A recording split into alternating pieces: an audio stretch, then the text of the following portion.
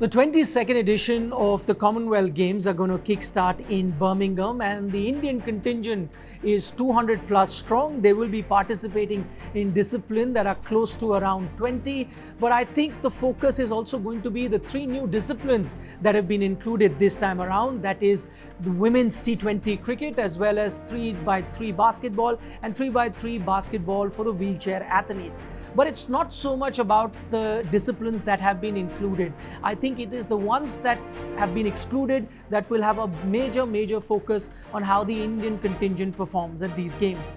Now, before we take a look at the key disciplines that will be missing in this edition of the game, let's take a look at a few key athletes that will be missing from the Indian contingent. The first name that comes to your mind is that, of course, of Neeraj Chopra, the current Olympic champion. Let's not forget that he's also the current Commonwealth champion. He's pulled out because of a groin injury. Other than that, you won't see India's famous badminton player, the Queen Bee of Indian badminton, Saina Nehwal. MC Mary Kom is also missing out, but that doesn't mean that you don't have a lot of young guns. We'll get to the young guns that have replaced some of these more established and recognized Indian players.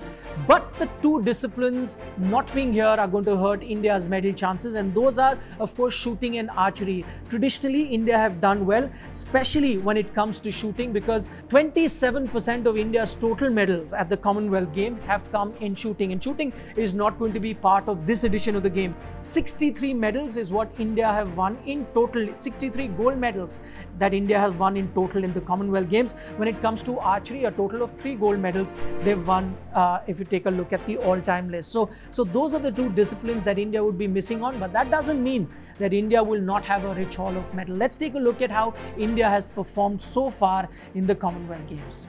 Out of the total of 502 medals India has won at the Commonwealth Games so far, 71% of them have come in 3 events: that's shooting, weightlifting and wrestling. As we pointed out that there is no shooting this time around. Weightlifting and wrestling, of course, will be there. Few big names to watch out in wrestling. You'll have Vinesh Phogat. You will also have someone like a Bajrang Punia who's won medal, and also some very prominent weightlifters as well. Mirabai Chanu is that one that comes to your mind, also an Olympic medalist. So those are the areas that India would look to perform. Now, how did India fare in the previous edition? Let's take a look at the edition last time around in 2018.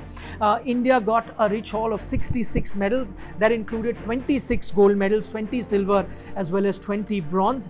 This was India's third best finish at the Commonwealth Games. Remember, the best finish came in 2010 and then 2002 as well. They had a very good finish in the Commonwealth Games. But lest we forget, India's performance in 2010 may have been backed by the fact that India were also the host nations, and you tend to see that host nations do well in whichever tournament that they are organizing.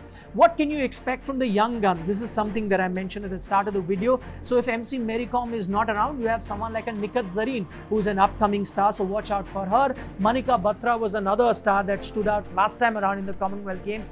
And in table tennis, India does fairly well in the Commonwealth Games. In badminton, we spoke about no Saina Nehwal, but you'll have PV Sindhu, you'll have a young player like Lakshya Sen. So watch out for these stars in this time at the Commonwealth Games in Birmingham.